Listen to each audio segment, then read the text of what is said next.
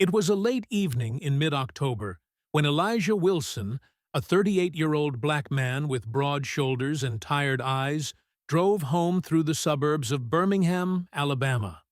The rain was barely drizzling, leaving a thin layer of moisture on the windshield of his aging Ford Taurus, and the air was heavy with the scent of wet asphalt and the pine forests stretching along Highway 31. Elijah worked as a truck driver for a logistics company, 12-hour shifts, 5 days a week. And that evening, his body felt every mile. His heart was beating unevenly, his chest felt tight, and a fog buzzed in his head, which he chalked up to exhaustion. He turned on the radio, soft jazz to calm his nerves, and gripped the steering wheel tighter as his headlights illuminated a sign. Birmingham, 15 miles. Home wasn't far now, but then red and blue lights flashed in his rearview mirror. Elijah sighed, feeling a familiar knot of anxiety tighten in his stomach. He was a careful driver, always kept to the speed limit, checked his turn signals, kept his documents ready. But in Alabama, like everywhere he'd driven, a police stop for him, a black man, was never just routine. He flicked on his right turn signal and slowly pulled over to the shoulder, parking under an old oak tree whose branches swayed in the light wind. The patrol car stopped behind him, its headlights blinding through the mirrors, and Elijah placed his hands on the wheel, 10 and 2, just as his father had taught him in his youth. "Stay calm, son, and maybe it'll be fine," Old Man Wilson used to say. Elijah hoped that would be the case. The patrol car's door opened, and an officer stepped out, a tall white man with short blonde hair and a hard stare. His uniform was slightly wrinkled, and his badge glinted in the headlights. Officer Travis Kane. Beside him appeared a second cop, younger, lean, with nervous movements, his hand already resting on his holster. Elijah caught his badge. Officer Evans. Kane approached the driver's window, tapping the glass with his knuckles, and Elijah slowly rolled it down, trying to breathe evenly, though his heart raced faster. "Good evening, officer," he said, his voice low and steady, though his throat was dry. "License and registration," Kane barked, his tone sharp as a whip. Elijah nodded, reaching slowly for the glove box, saying, "I'm getting my documents, sir." He knew the rules, no sudden moves, everything in plain sight. But as he handed over the papers, his hand trembled, not from fear, but from something else. The fog in his head thickened, his chest tightened more, and sweat beaded on his forehead, though the car was cool. Kane took the documents, glanced at them, and frowned. "Elijah Wilson, huh? What are you doing on this road so late?" he asked, his eyes narrowing as if searching for a reason. "Driving home from work, sir. I'm a truck driver. My shift just ended," Elijah replied, trying to keep his voice even. But his breathing grew ragged, and he felt his right hand start to go numb. He clenched it into a fist, hoping it would pass, but Kane noticed.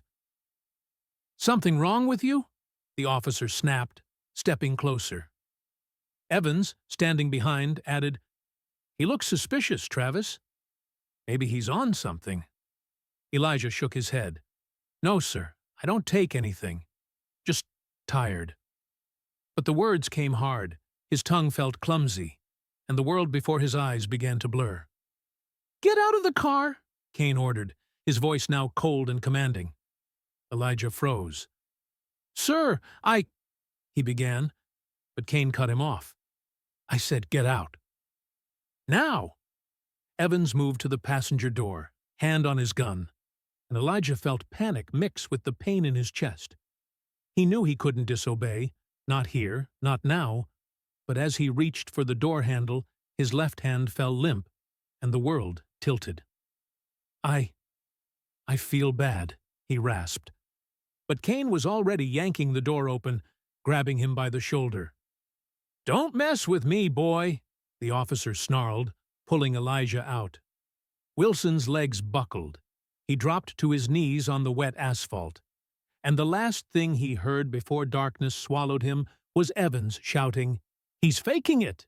When Elijah Wilson fell onto the wet asphalt of Highway 31, his consciousness was engulfed by a thick darkness, as if someone had flipped off the lights in his mind. Rain drummed on his face, the cold seeping through his thin jacket. But he didn't feel it.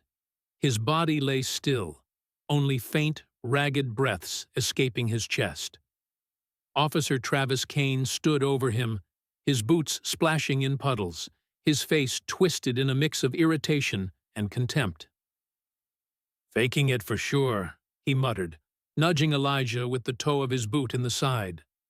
Elijah didn't move, only a weak groan slipped from his throat, barely audible under the rain's patter. Officer Evans, younger and more jittery, stepped back, his hand still gripping his pistol's handle. "Travis, what if he's really, sick?" he asked, his voice quivering with uncertainty. Kane turned, his eyes flashing in the headlights. "Sick or not, he's not in charge here. Pick him up." Evans hesitated but stepped forward, crouching over Elijah. He grabbed his arm, trying to hoist him up, but Wilson's body was heavy as a sandbag, slumping back to the ground. "He's not responding, Travis. This isn't normal," Evans said, his voice rising with alarm.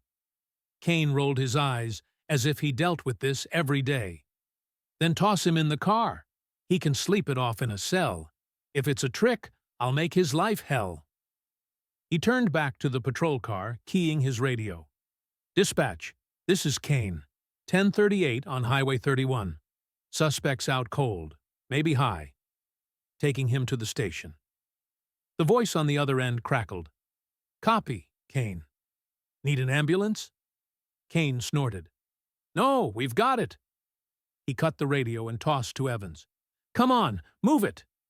Evans, grunting with effort, dragged Elijah to the patrol car's back door. Wilson's head lolled, his eyes half open but vacant, a thin trickle of saliva running from his mouth. "He's heavy, damn it," Evans muttered, shoving Elijah onto the back seat.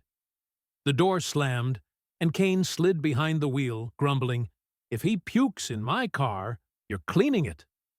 The engine roared, and the patrol car lurched forward, leaving Elijah's Ford Taurus abandoned on the shoulder, its headlights still glowing in the rainy haze. But inside the car, Elijah's condition worsened. His breathing turned raspy, his skin grayed, and his heart, already erratic, began to slow. This wasn't a trick or alcohol. It was a stroke, triggered by years of stress, poor sleep, and undiagnosed hypertension he'd ignored because Wilson men don't complain.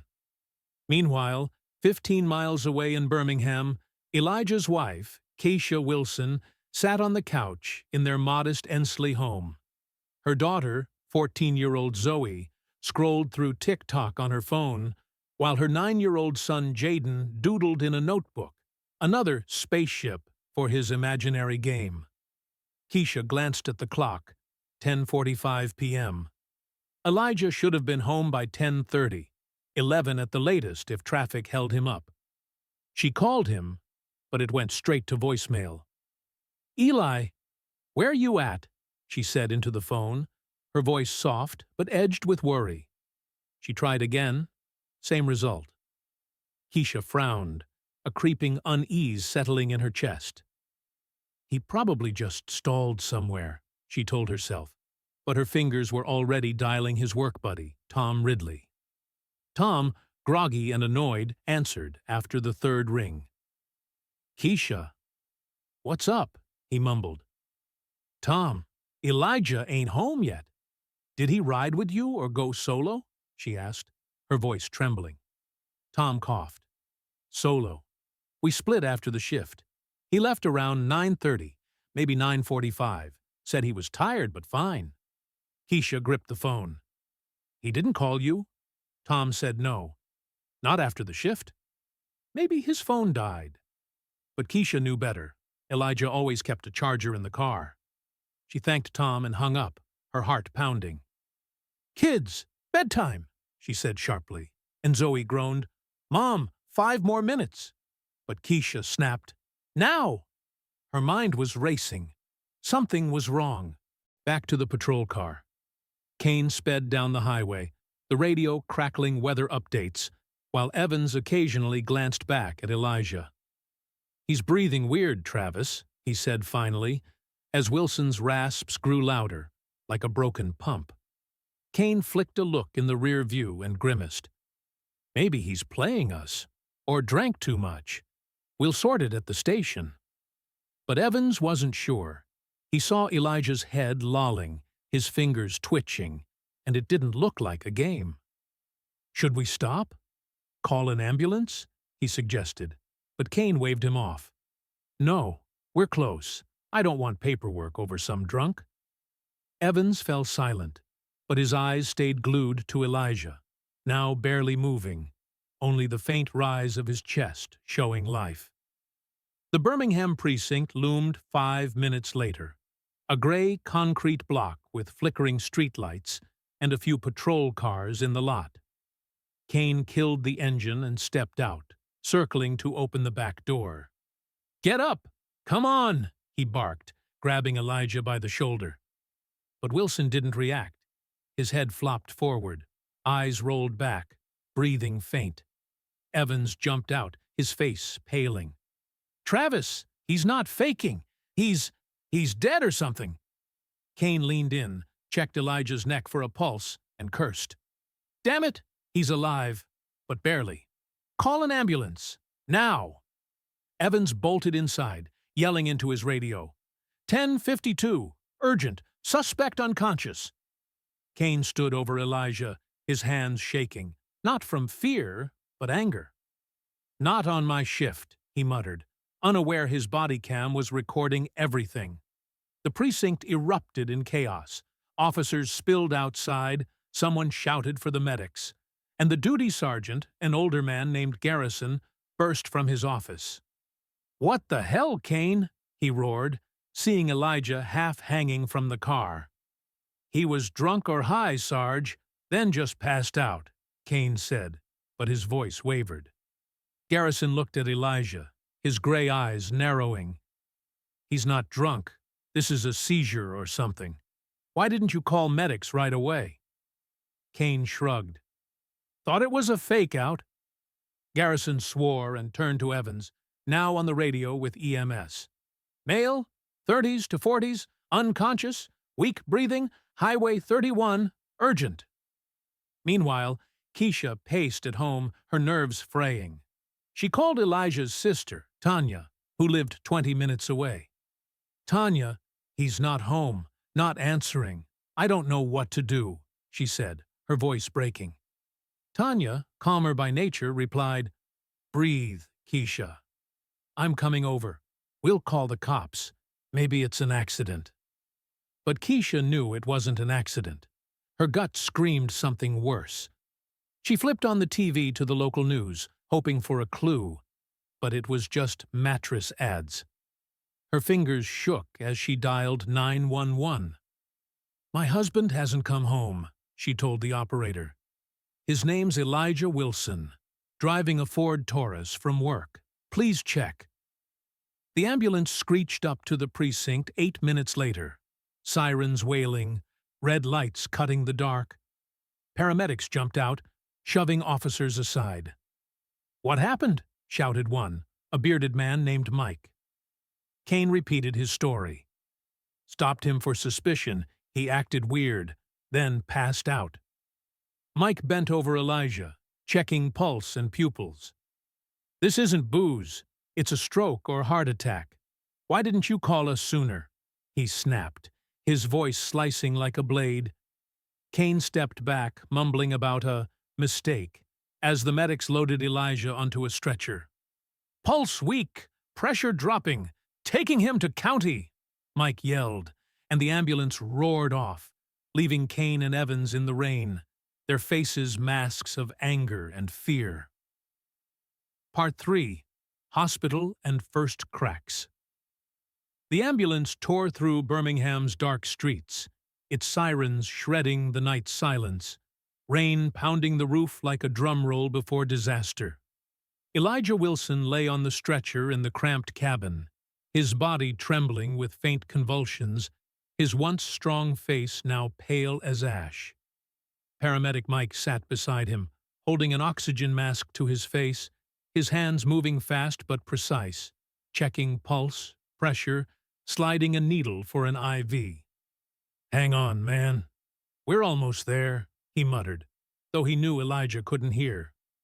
The second medic, a woman named Liz, drove, her eyes locked on the road, her voice cutting through the noise. "County, this is 10:52. Male, 38. Probable stroke. ETA 3 minutes." The radio crackled a confirmation, and Liz floored it as the hospital turn appeared ahead. Inside, Mike leaned closer, noting how Elijah's right face drooped, a classic stroke sign. "Time's ticking, Liz," he shouted. "If we don't make it, he's done." Liz gripped the wheel, weaving between cars that parted slowly from the sirens. "I'm doing what I can. Keep him alive," she shot back. Mike hooked up a portable defibrillator, though Elijah's heart still beat, weakly, erratically, but beating. "You're tough. Come on, fight," he whispered, more to himself than Wilson. He'd seen this before. People who could have been saved if help came sooner. Something about this stank. Why did the cops delay? But now wasn't the time to think. Seconds were slipping away. The ambulance screeched into County Hospital's ER entrance at 11:12 p.m. Brakes squealing as Liz slammed to a stop. The doors flew open, and a team, 2 doctors, 3 nurses, rushed out, their coats flapping in the rain. "What have we got?" shouted Dr. Ramirez, a Latino man with graying temples and a sharp gaze. Mike leapt out, helping pull the stretcher. "Male, 38. Police stop. Lost consciousness. Suspected stroke. Pulse weak. BP 90/50. Right side paralyzed," he rattled off, handing Elijah over. Ramirez nodded, already assessing Wilson. "To CT! Stat!" "Prep thrombolytics. If it's a clot, we've got a shot." The team bolted inside, stretcher wheels humming on the tile, leaving Mike and Liz by the rig, catching their breath. Inside, Elijah was wheeled into the trauma bay's tight corridor, the antiseptic smell mingling with the buzz of fluorescence. Nurse Emily, a young woman, ran alongside, holding the IV bag as Ramirez barked orders. "Head scan, now!" "Check the heart. Could be a combo." Dr. Sanders, an older woman with short gray hair, hooked Elijah to a monitor. The heartbeat line jumped, faint and chaotic. "He's crashing! Max oxygen!" she said, her voice calm but taut. The CT scanner hummed as they slid Elijah in, and minutes later, Ramirez stared at the screen, his face darkening. "Massive clot in the middle cerebral artery. Time's short. TPA, but it's a risk." Sanders nodded. "If we don't try, he's dead. Do it." As medics fought for Elijah's life, back at the precinct, Kane and Evans sat in an interview room where Sergeant Garrison paced, hands clasped behind his back. "Explain it again," he said, his voice low and dangerous. "Why didn't you call an ambulance right away?" Kane leaned back, arms crossed. "He looked drunk, Sarge." "Thought it was a fake-out. It happens. Wanted to bring him here? Check him out." Evans nodded nervously. He didn't say he was sick. Just collapsed when we pulled him out." Garrison stopped, planting his hands on the table, staring at Kane. "Pulled him out? You dragged him from the car?" Kane shrugged. "He wouldn't obey. I told him to get out," he mumbled. "What was I supposed to do? Wait for him to run?" Garrison slammed a fist on the table. "You were supposed to check, not play Rambo, Travis." Evans dropped his eyes, fingers trembling. I said to call an ambulance, but Travis said we'd handle it, he mumbled. Kane shot him a glare. Don't pin it on me, kid. You hauled him to the car, too. Garrison raised a hand, silencing them. Enough. Were your cameras on? Kane nodded. Yeah, but mine glitched. Rain, probably. Evans's works. Garrison frowned. Then I want that footage. Now, and pray there's nothing on it, I think there is. He stormed out, slamming the door, while Kane muttered, Damn complainers. Always trouble. Evans looked at him but said nothing. His conscience was already gnawing. Meanwhile, at the Wilson home, Keisha sat at the kitchen table, her phone in front of her, as Tanya burst through the door, her jacket soaked. What did 911 say? Tanya asked, shaking water from her hair. Keisha shook her head. They're checking. Said they'd call back if they find his car or anything. But I hear how it sounds. Black man. Missing. And that's it. Her voice shook, eyes welling. Tanya sat beside her, squeezing her hand. Don't think like that. Elijah's tough. Maybe an accident. Maybe he lost his phone. We'll find him. But the words rang hollow. They both knew a black man vanishing in Alabama rarely ended well. Keisha's phone rang at 11:25. Birmingham area code, unknown number. She snatched it, heart pounding. Hello? Yes. This is Keisha Wilson, she said, her voice hoarse with fear. A woman's calm, official voice came through. Mrs. Wilson, this is Birmingham County Hospital. Your husband, Elijah, was brought to us in critical condition. You need to come immediately. Keisha froze, her hand gripping the receiver until her knuckles whitened. What? What happened? She croaked. The woman hesitated. Police brought him in. Possible stroke. The doctors will tell you more. The line cut, and Keisha dropped the phone, her scream waking Zoe and Jaden, who ran to the kitchen. Mom, what's wrong? Zoe yelled, but Keisha was already grabbing keys. Tanya, drive! He's in the hospital. The ride to county was hell. Rain smeared the windshield, Tanya sped, and Keisha sat beside her, whispering prayers. He's alive! He's alive! She repeated, but fear choked her. They screeched into the lot at 11:45, bolted through the rain, and burst into the ER, where Keisha shouted at the desk, Elijah Wilson! Where is he? The nurse, seeing her state, quickly led them to a waiting area near ICU. The doctor will come to you, she said, but Keisha wasn't listening. She saw Elijah's jacket through the glass as medics buzzed around a stretcher. Her legs buckled, and Tanya caught her, whispering, Hold on, sis. Dr. Ramirez emerged 5 minutes later, his scrubs blood-spattered, his face grim. You're the wife? He asked, looking at Keisha. She nodded, unable to speak. Your husband had a severe stroke. We've given thrombolytics, but the clot's large, and time was against us. He's in a coma. We're doing all we can, but it's critical. Keisha shook, her voice breaking. How did this happen? He was home yesterday. Ramirez sighed.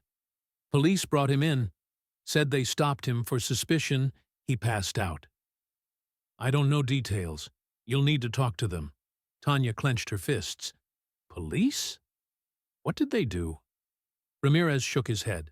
Not my business, but he should have gotten help sooner. Keisha sank into a chair, her world crumbling, rage sparking in her mind. Part 4. The waiting. The hospital waiting room was cold and lifeless. White walls, the hum of lights, and the disinfectant smell creating an atmosphere that made Keisha Wilson want to scream. She sat on a plastic chair, her hands trembling, her eyes, red from tears, fixed on the ICU doors where Elijah lay, her husband, her rock, now hooked to tubes and machines, emitting faint, rhythmic beeps. Tanya stood beside her, hand on Keisha's shoulder. but even her steady nature cracked under the weight of what had happened. The clock on the wall read 12:15 a.m., an hour since Keisha got the call, but it felt like an eternity. Shadows of medics flickered beyond the glass, and each movement made Keisha's heart clench. Was this the end, or was there still hope? Tanya finally spoke, her voice low but firm. Keisha, we need to know what happened. The police brought him here. Why? And why was he in that state? Keisha looked up, anger flaring through her tears. They did something, Tanya. Elijah doesn't drink, doesn't do drugs. He was healthy. And now? A coma? This isn't random. She clenched her fists, nails digging into her palms, leaving red crescents. Tanya nodded, her mind already working. I'll call Derek. He knows people in the police. Might dig something up. You talk to the doctor again. We need details. Derek was their cousin, a former cop turned private investigator in Montgomery after leaving the force over too much dirt. Keisha stood, legs shaky but forcing herself to the desk. I need Dr. Ramirez. Now, she told Nurse Emily, her voice hoarse but commanding. Emily nodded and darted to the ICU, returning with Ramirez a minute later. His face was weary, but his eyes sharp. Mrs. Wilson, I know this is hard, but we're doing everything we can, he began. But Keisha cut in. I don't need assurances. I need the truth. What do you know about how he got here? Ramirez sighed, running a hand through his hair.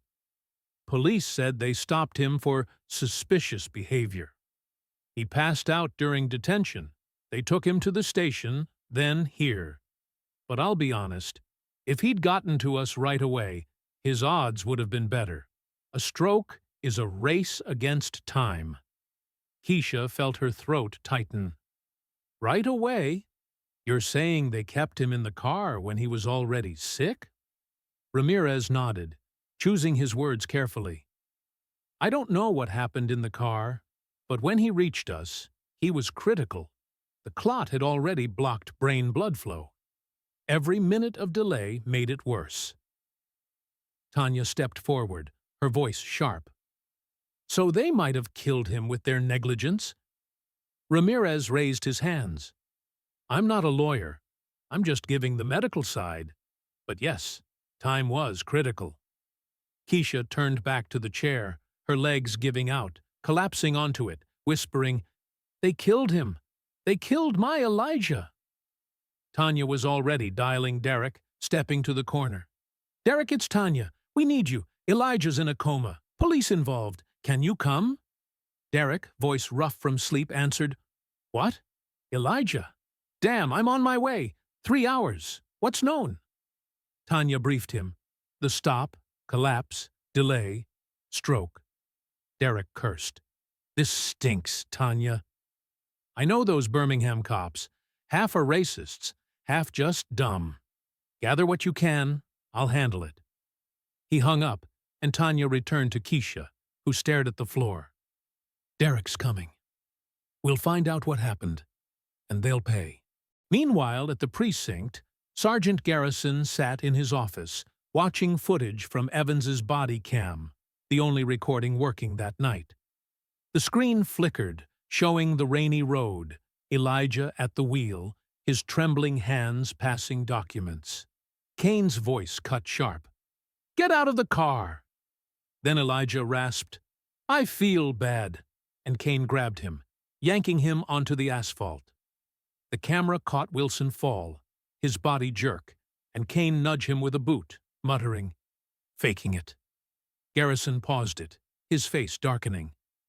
Damn it, Travis, he muttered, clenching his fists.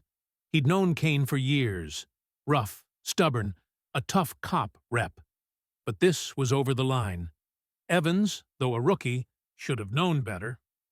Garrison called Kane and Evans back in. Kane swaggered in with a smirk. Evans shuffled behind, shoulders slumped. What now, Sarge? Kane asked, sitting uninvited. Garrison played the video, stopping at Elijah's fall.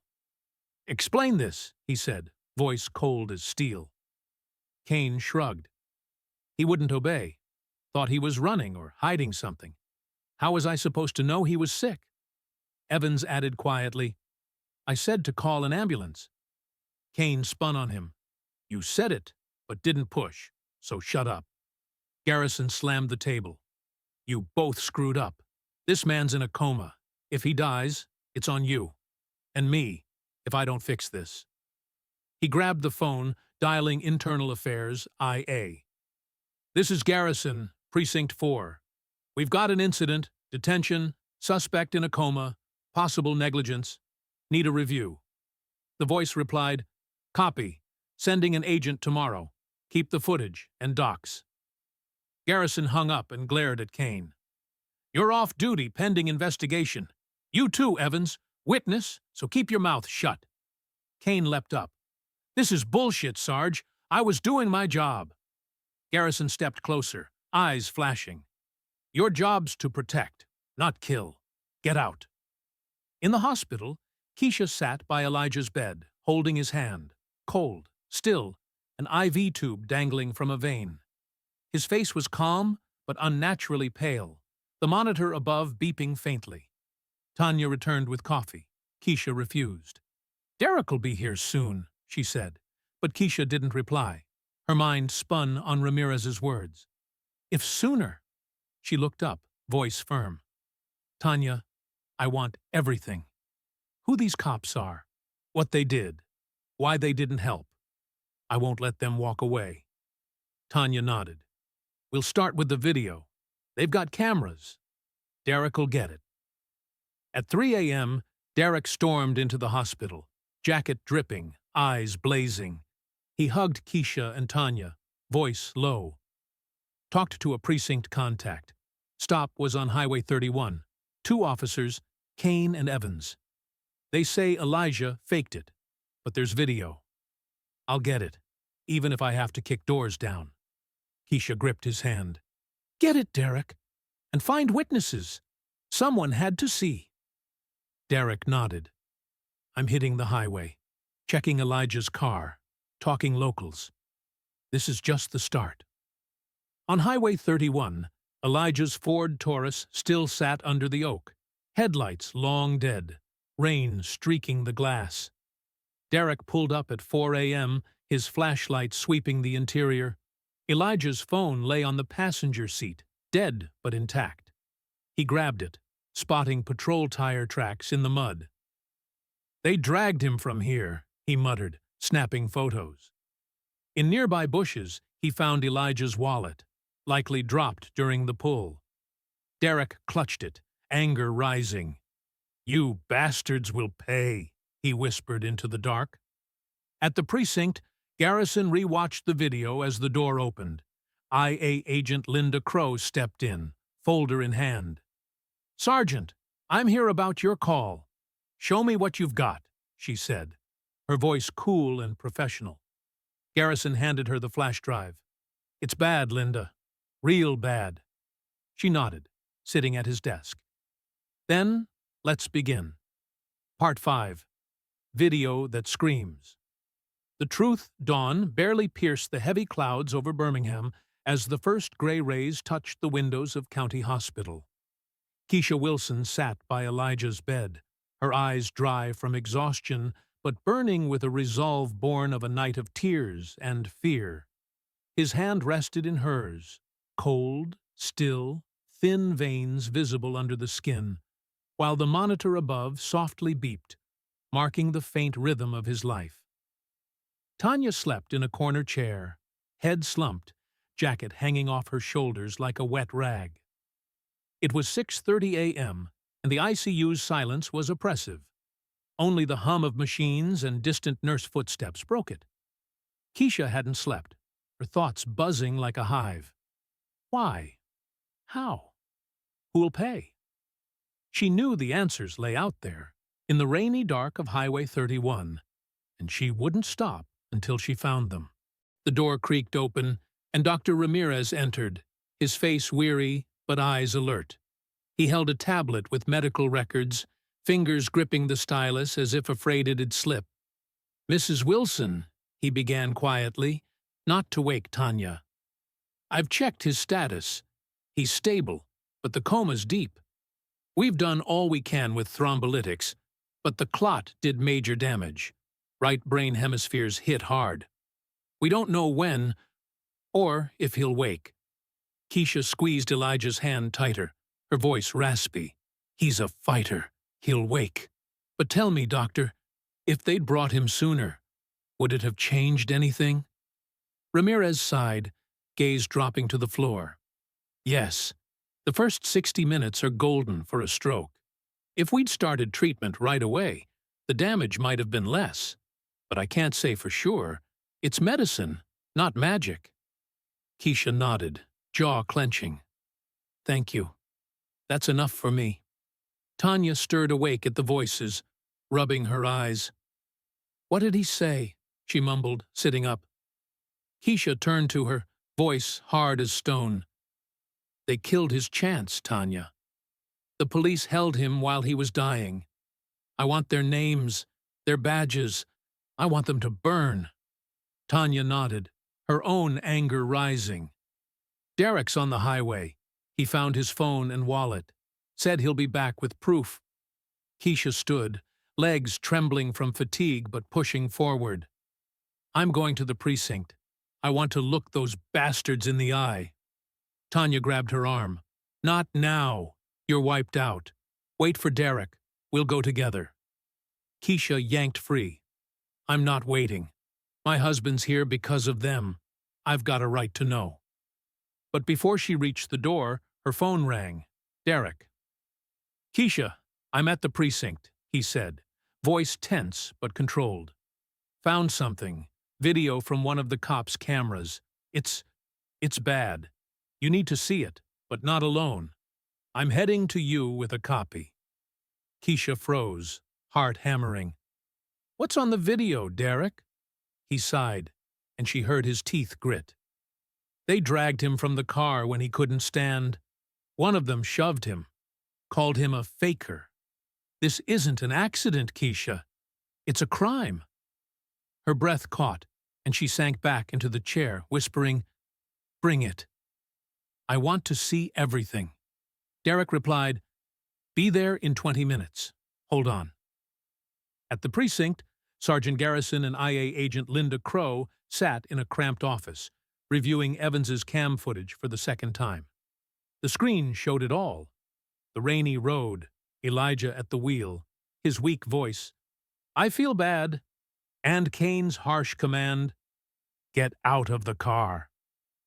Then the moment Kane grabbed his shoulder, yanked him from the Taurus, and Elijah fell to his knees, body jerking in pain. Kane nudged him with a boot, muttering, "Faking it for sure," while Evans stood aside, voice shaky. "Travis, maybe an ambulance."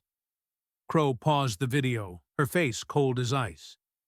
"This isn't negligence, Garrison. It's assault, and maybe a cover-up." Garrison rubbed his temples, voice hoarse. "I know Kane. He's rough, but I didn't think he was this stupid. Evans is a rookie. Should have stopped him." Crow shook her head. "They're both guilty. Your brass will know. I'm filing today." Garrison looked at her, eyes narrowing. "You get this'll tear the precinct apart? Kane's got friends. The union'll shield him." Crow stood, posture unyielding. "I don't care. A man's in a coma, and it's on their hands. If the union wants a war, I'm ready." She took the flash drive and turned back to the footage, jotting notes. 21:58. Suspect reports condition. 2200 hours. Officer Kane uses force. 22:03. Suspect loses consciousness. Garrison leaned back, feeling his career crack. "How'd Derek get this?" he muttered, recalling the PI had called his IT contact. Crow shrugged. "He's smart, and faster than us." Derek burst into the hospital at 6:50 a.m., boots thudding on tile, clutching a laptop and flash drive. Keisha and Tanya jumped as he entered the waiting area, his face stern but eyes fierce. "Here it is," he said, setting the laptop down and plugging in the drive. "My precinct contact leaked this, Evans's cam footage. Kane's the main bastard, but Evans isn't clean." Keisha clenched her fists, voice trembling. "Show me." Derek hit play, and the small screen sprang to life. Rain, headlights, Elijah at the wheel. Keisha held her breath, seeing his face, pale, sweaty, hands shaking as he handed over papers. Then Kane's voice, harsh, commanding, "Get out of the car!" And the moment Elijah rasped, "I feel bad," as Kane grabbed him, pulling him to the asphalt. Keisha covered her mouth as her husband fell, body twitching, Kane kicking him with a boot. "Oh, God," she whispered, tears streaming. Tanya gripped her shoulder, her own eyes flashing with rage. "They knew he was sick, and still—" She started, voice breaking. Derek stopped the video, jaw tight. "That's not all. I found Elijah's car, phone, wallet, tire marks, and a witness, an old farmer a mile off the highway. Saw the patrol, heard shouts, didn't come out because of the rain. I recorded him." Keisha looked up, voice steel. "We're going to court, Derek." "I want them destroyed." Derek nodded, flipping open his notebook. "Already called a lawyer, Lisa Thompson, specializes in police cases. She's says with this video, we've got a shot at more than compensation, maybe criminal charges." Tanya added, "And the press? If we blast this, they can't dodge it." Derek gave a grim smile. "In motion. My buddy at local news is waiting. But first, an IA complaint and lawsuit. Keisha, you ready?" She glanced at Elijah through the glass, heart breaking but will hardening. "I'm ready. They'll pay for every breath he takes." At the precinct, Kane sat in the break room sipping coffee as Evans entered, face pale. "Travis, Iowa's here. They took the video." "Garrison's pissed," he said, voice shaky. Kane snorted, setting the cup down. "Let 'em dig. We had a clean stop. He was suspicious. They'll prove nothing." But Evans shook his head. "You didn't see it. You kicked him when he was down. It looks bad." Kane leapt up, eyes flashing. "You ratting me out? We're a team, Evans." The younger cop backed off. "I'm not. I'm scared. He's in a coma, Travis. What if he dies?" Kane clenched his fists, but didn't answer. For the first time, fear flickered in his mind. Meanwhile, Linda Crow finished her IA report, fingers buzzing over the keyboard. Officer Travis Kane used excessive force on suspect Elijah Wilson, ignoring medical distress signs. Officer Evans failed to intervene. Recommend suspension and investigation for rights violations. She sent it to brass and called Garrison. "Sergeant, it's official. Your boys are in deep. Brace for the storm." Garrison cursed, slamming the phone down. He knew the precinct wouldn't survive this unscathed. At 7:30 a.m., Derek, Keisha, and Tanya sat in the waiting area, rewatching the video. When the door opened, Lisa Thompson, a lawyer with short black hair and a piercing gaze, strode in with a briefcase. "I've seen the footage," she said, voice sharp as a blade. "This isn't just a lawsuit, it's criminal. We're going after Kane, Evans, and the whole precinct. Ready to fight?" Keisha looked up, voice quiet but deadly firm. "I was born ready. Crush them." Part 6. Court begins and community rage. The sun rose over Birmingham at 8 a.m., but its rays couldn't pierce the thick fog blanketing the city, both physical and emotional. In County Hospital's waiting area, Keisha Wilson, Tanya, and Derek sat at a small table with lawyer Lisa Thompson, whose eyes burned with resolve as she spread out papers. Complaints, lawsuits, medical report copies, video printouts. Derek's laptop was still on, the screen frozen on a frame. Elijah Wilson falling to wet asphalt. Kane's boot hovering over him. Keisha couldn't tear her eyes from it. It seared into her mind like a brand, fueling the anger now her only strength. Elijah lay beyond the ICU glass, his condition unchanged. Coma, weak pulse, machines holding him on life's edge. But Keisha knew, even if he didn't wake, she'd fight for him to her last breath. Lisa cleared her throat, her voice clear and professional, but laced with steely certainty. Here's our plan.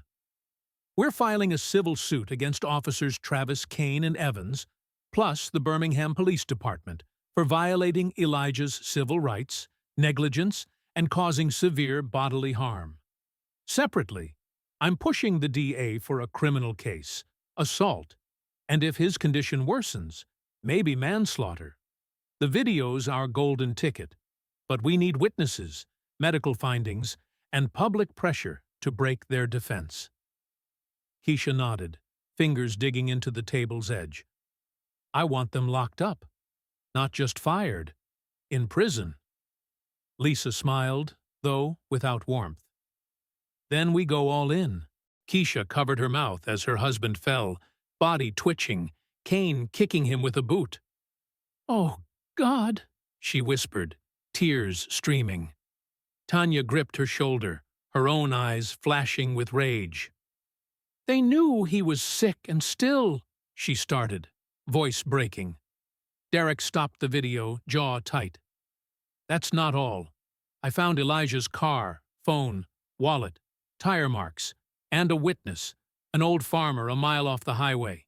Saw the patrol, heard shouts, didn't come out 'cause of the rain. I recorded him. Keisha looked up, voice steel. We're going to court, Derek. I want them destroyed. Derek nodded, flipping open his notebook. Already called a lawyer, Lisa Thompson, specializes in police cases. She's says, with this video, we've got a shot at more than compensation, maybe criminal charges. Tanya added, and the press? If we blast this, they can't dodge it. Derek gave a grim smile. In motion, my buddy at local news is waiting. But first, an IA complaint and lawsuit. Keisha, you ready? She glanced at Elijah through the glass, heartbreaking but will hardening. I'm ready. They'll pay for every breath he takes. At the precinct, Kane sat in the break room sipping coffee as Evans entered, face pale. Travis, Iowa's here. They took the video. Garrison's pissed, he said, voice shaky. Kane snorted, setting the cup down. Let 'em dig. We had a clean stop. He was suspicious. They'll prove nothing. But Evans shook his head. You didn't see it. You kicked him when he was down. It looks bad. Kane leapt up, eyes flashing. You ratting me out? We're a team, Evans. The younger cop backed off. I'm scared. He's in a coma, Travis. What if he dies? Kane clenched his fists, but didn't answer. For the first time, fear flickered in his mind. Meanwhile, Linda Crow finished her IA report, fingers buzzing over the keyboard. Officer Travis Kane used excessive force on suspect Elijah Wilson, ignoring medical distress signs. Officer Evans failed to intervene. Recommend suspension and investigation for rights violations.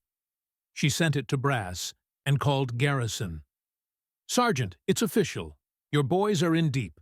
Brace for the storm. Garrison cursed, slamming the phone down. He knew the precinct wouldn't survive this unscathed. At 7:30 a.m., Derek, Keisha, and Tanya sat in the waiting area, re-watching the video. When the door opened, Lisa Thompson, a lawyer with short black hair and a piercing gaze, strode in with a briefcase. I've seen the footage, she said, voice sharp as a blade. This isn't just a lawsuit, it's criminal. We're going after Kane, Evans, and the whole precinct. Ready to fight? Keisha looked up, voice quiet but deadly firm. I was born ready. Crush them. Part 6. Court begins and community rage. The sun rose over Birmingham at 8 a.m. but its rays couldn't pierce the thick fog blanketing the city, both physical and emotional. In County Hospital's waiting area, Keisha Wilson, Tanya, and Derek sat at a small table with lawyer Lisa Thompson, whose eyes burned with resolve as she spread out papers: complaints, lawsuits, medical report copies, video printouts. Derek's laptop was still on, the screen frozen on a frame. Elijah Wilson falling to wet asphalt, Kane's boot hovering over him. Keisha couldn't tear her eyes from it. It seared into her mind like a brand, fueling the anger now her only strength. Elijah lay beyond the ICU glass, his condition unchanged. Coma, weak pulse, machines holding him on life's edge. But Keisha knew, even if he didn't wake, she'd fight for him to her last breath. Lisa cleared her throat, her voice clear and professional but laced with steely certainty. Here's our plan. We're filing a civil suit against officers Travis, Kane, and Evans, plus the Birmingham Police Department, for violating Elijah's civil rights, negligence, and causing severe bodily harm. Separately, I'm pushing the DA for a criminal case, assault, and, if his condition worsens, maybe manslaughter. The video's our golden ticket, but we need witnesses, medical findings, and public pressure to break their defense. Keisha nodded, fingers digging into the table's edge. I want them locked up, not just fired, in prison. Lisa smiled, though without warmth. Then we go all in. Derek leaned forward, notebook scribbled with notes. Got a witness, Farmer Joe Keller, 68, lives a mile from the stop. Heard shouts, saw the patrol, didn't come out 'cause of rain. Recorded his statement on my dictaphone. He'll testify if we shield him from cop pressure. Tanya added, and Elijah's car? Phone, wallet. Proof they dragged him out. Derek nodded. All photographed, phones charging, might have calls or texts confirming his state. Found tire marks, too.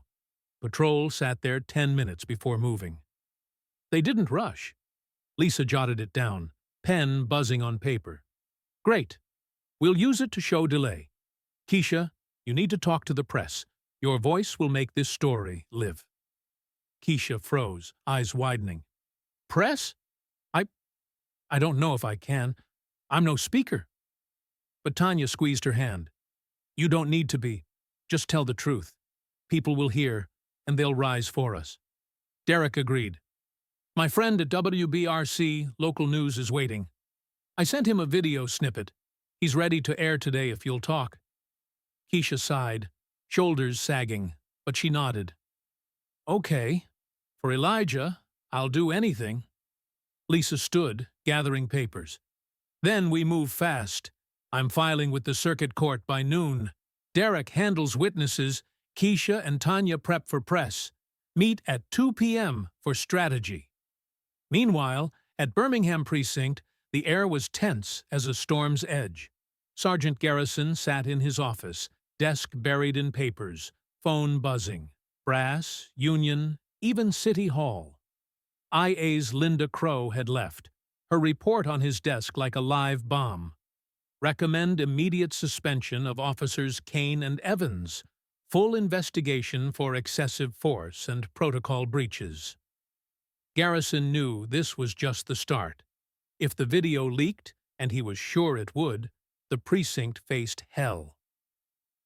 Kane lounged in the break room, ringed by 3 fellow officers, his brotherhood, muttering support. This is nonsense, Travis, said one, a big guy named Ricks. They can't prove you knew about a stroke. Kane smirked, eyes glinting. Exactly. He was drunk or high. I did my job. Evans, though, stayed apart, sitting in a corner with a coffee he didn't drink. His hands shook, thoughts racing. He'd seen the video, heard his own weak, wavering voice. Maybe an ambulance? And knew it wasn't enough. He hadn't stopped Kane, hadn't pushed, and now a man was in a coma. I should have done something, he whispered to himself, but when Ricks called, Evans, You with us?" He just nodded, eyes down. Deep down, he felt the walls closing in. Garrison stormed into the break room, face stern. "Kane, Evans, to me, now." Kane rose with a cocky grin. Evans trailed like a whipped dog. In the office, Garrison tossed Crow's report on the table. "IA's suspending you both. Turn in your badges and guns. You're civilians till this is over." Kane leapt up. "What, a joke? I've got 12 years. You can't." Garrison stepped closer, voice low and menacing. "I can and will. You kicked a dying man, Travis. Video doesn't lie. And you, Evans, stood and watched. Get out before I call a squad." Kane clenched his fists, but Ricks, following in, grabbed his shoulder. "Let's go, brother. Union'll fix it." Evans silently unpinned his badge, hands trembling as he set it down. Garrison turned away, his own conscience gnawing. He'd known Kane too long, but this couldn't be fixed. At 10 a.m., Keisha stood outside the hospital, heart pounding as WBRC's crew set up cameras. Reporter Kyle Brown approached with a mic, his face serious yet kind. "Mrs. Wilson, we're ready when you are. Just tell your story." Tanya stood beside her, holding her hand, Derek behind with a stern look. Keisha took a breath, voice shaky but growing firm.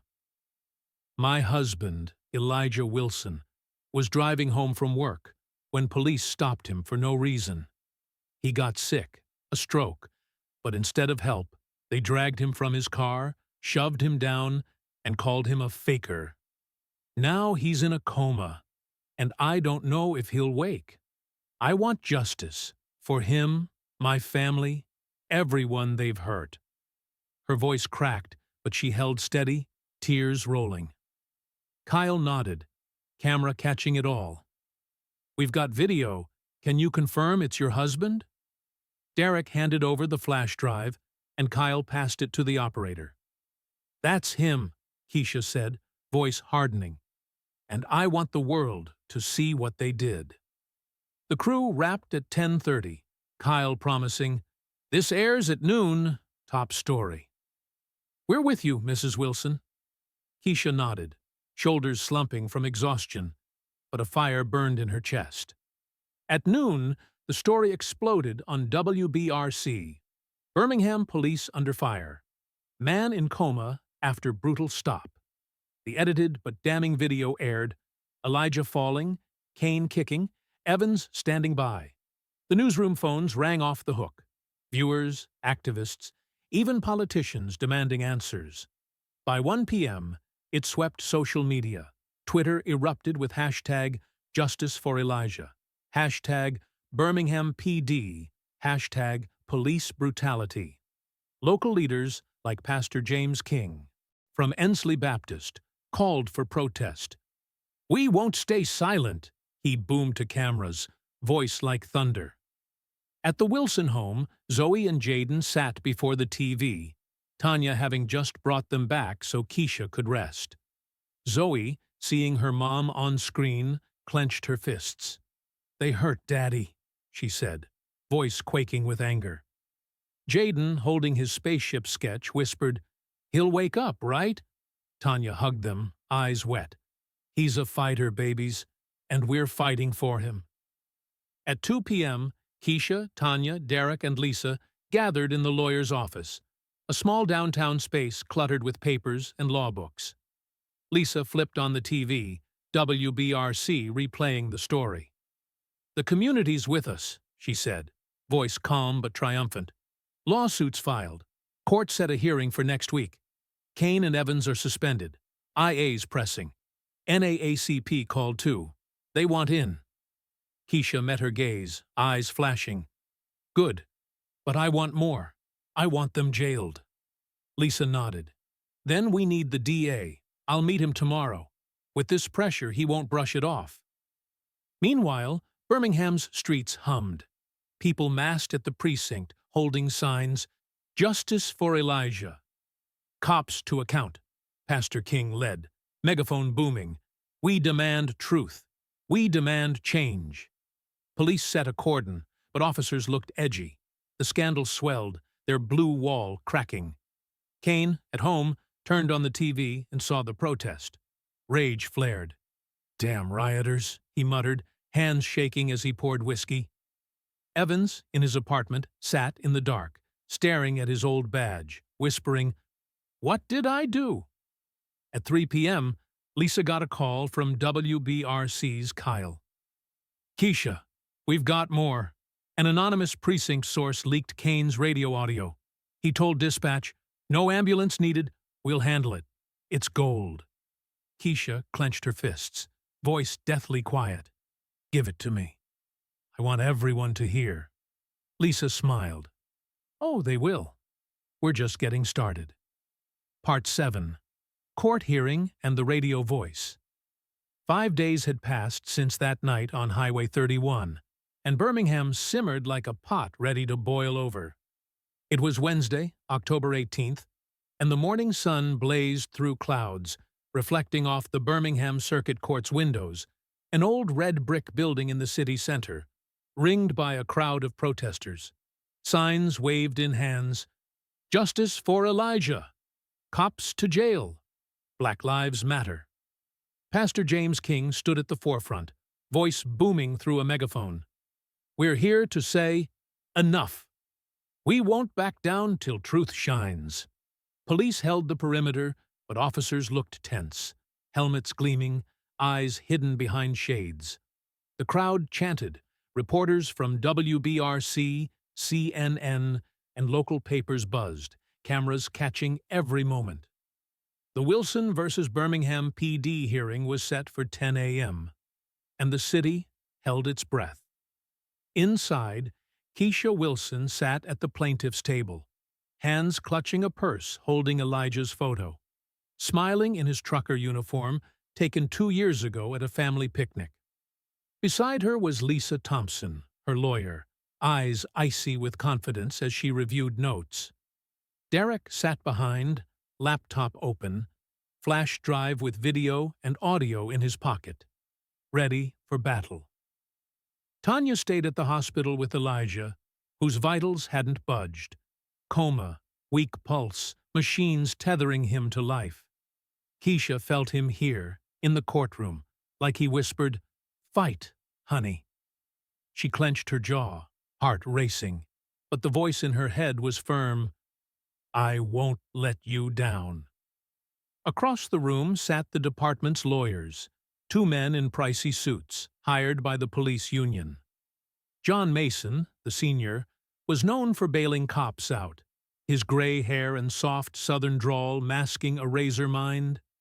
Beside him was junior partner Andrew Cox, whose nervous glance betrayed he knew this wasn't just another case.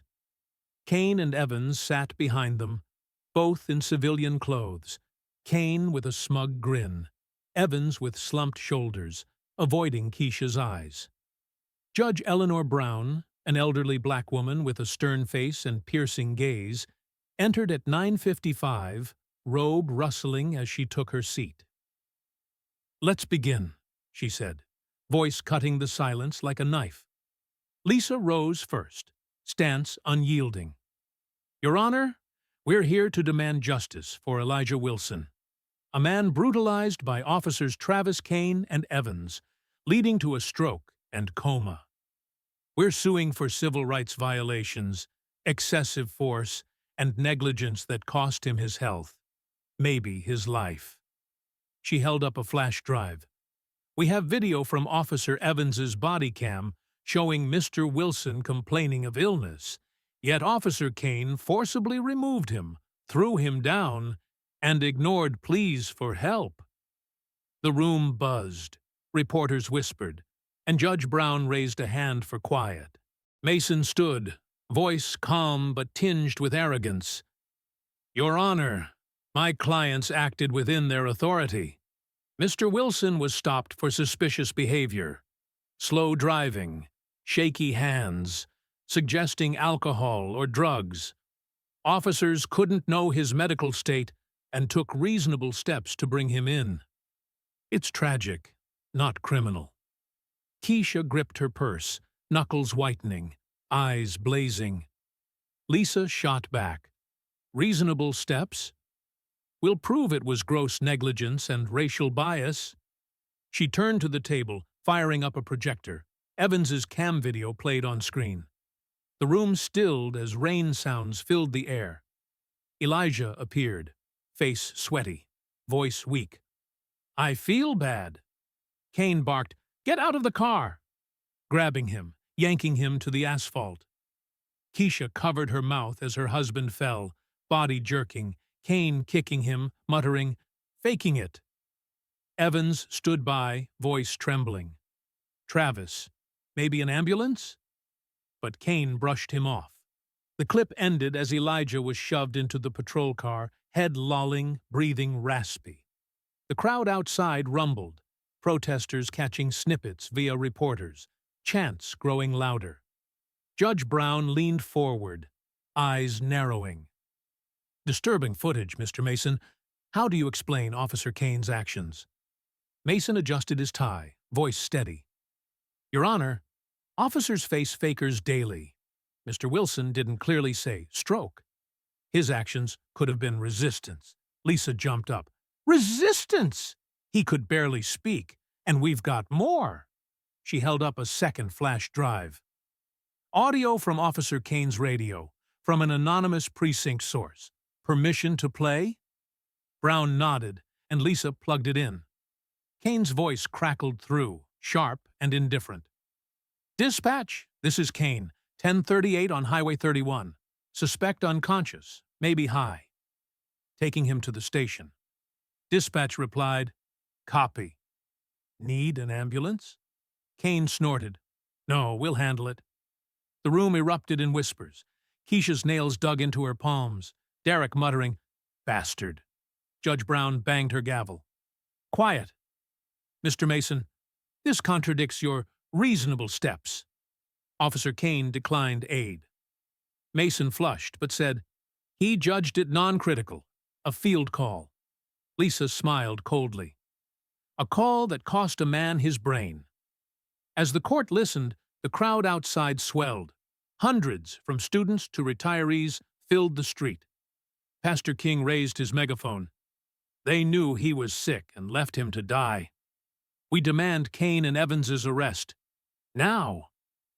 Reporters filmed, live feeds hit the state, number "Justice for Elijah" trending on Twitter.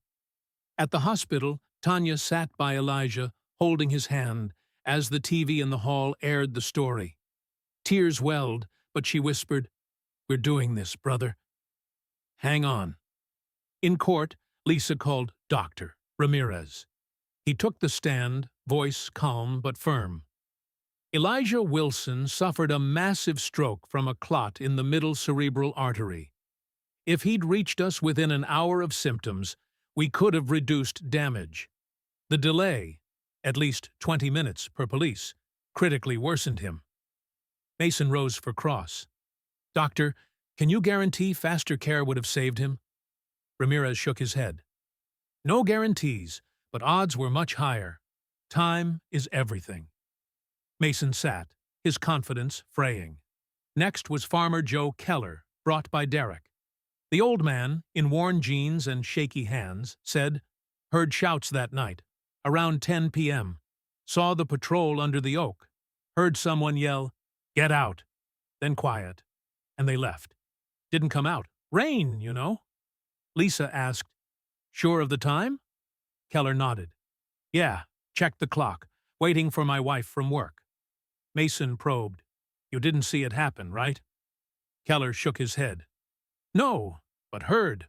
The voice was mad. The room hummed, Brown banging again. The hearing ran to 1 p.m. when Brown called a recess. Keisha stepped outside, legs trembling, Derek and Lisa steadying her. The crowd roared applause, chanting, "Keisha! Keisha!" She raised a hand, voice breaking. "Thank you. We're fighting for Elijah. Don't stop." Reporters swarmed, but Derek shielded her, whispering, "You did great. We'll get him." Lisa added, "This is just the start.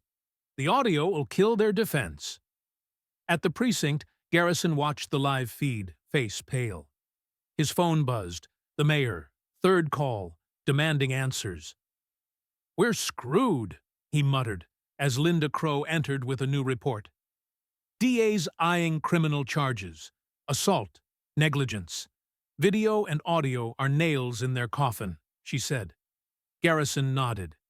Kane thinks the union'll save him. He's wrong. Kane sat in a bar a mile from court, sipping beer, when his phone rang. Rick's. "Travis, it's bad. They've got the radio audio.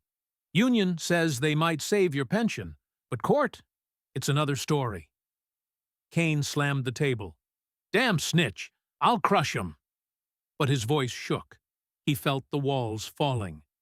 Evans, in his apartment, turned on the TV, saw the crowd, then shut it off, sitting in the dark, crying. Not for Elijah, but fear for himself. At 2 p.m., the hearing resumed, and Lisa called Mike, the paramedic. He said, "When we got there, he was near dead. Pulse faint, pressure zilch. Cops said he passed out, but it was a stroke, and they should have known." Mason pushed back. "You're no doctor. How'd you know?" Mike stared. "I've seen strokes. It was one. Every minute delayed killed him." The room buzzed, and Keisha's heart clenched. But this time, with hope. Truth was breaking through. Part 8. Split and Justice. 2 weeks had passed since the first hearing, and Birmingham became the epicenter of a storm swelling beyond Alabama. It was Friday, November 3rd, and the circuit court prepped for the civil suit's final stage. Wilson vs. Birmingham PD. The crowd outside doubled. Thousands, from local activists to NACP outsiders, held signs and chanted, "Justice for Elijah." Press buzzed. CNN and MSNBC ran live feeds, number Justice for Elijah topping Twitter. Inside, Keisha Wilson sat at the plaintiff's table, eyes weary but fierce. Elijah still lay in a coma, unchanged, but Keisha felt this day would decide it all, not just for him, but for everyone facing such injustice. Lisa Thompson stood before Judge Brown, voice sharp.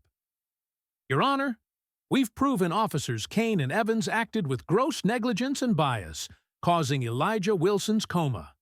Video, radio audio, medic and witness testimony all point to criminal inaction." She laid a stack of docs on the table.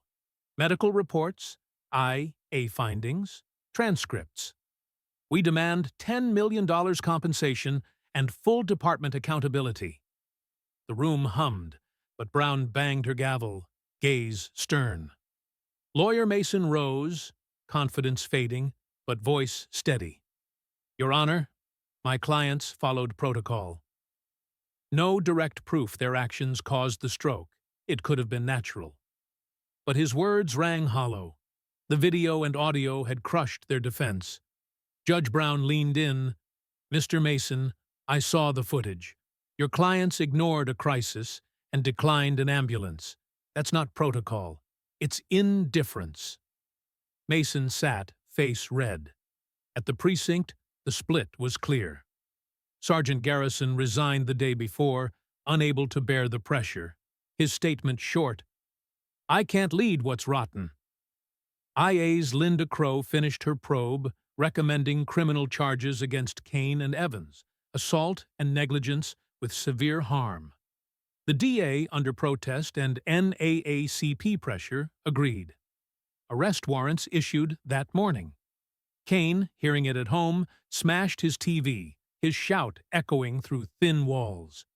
"They won't take me alive!" But when the squad knocked at 9 o'clock, he surrendered, hands trembling in cuffs.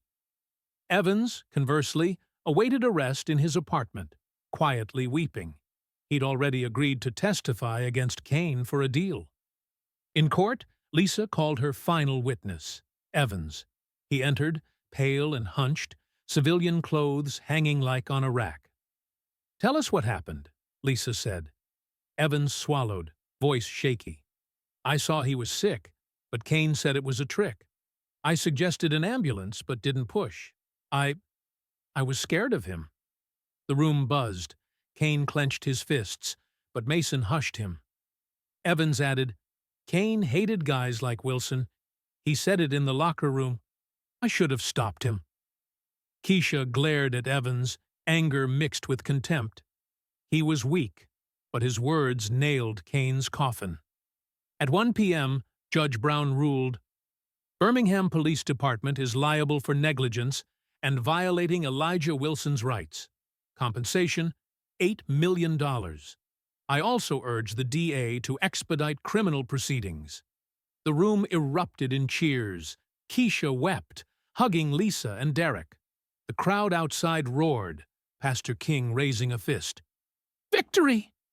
But for Keisha, it was just the start. That evening, she sat by Elijah, holding his hand. We won, baby, she whispered, tears dripping onto the sheet. Deep down, she knew. The fight for justice would go on. For him, for others, for a world where no one dies for their skin color.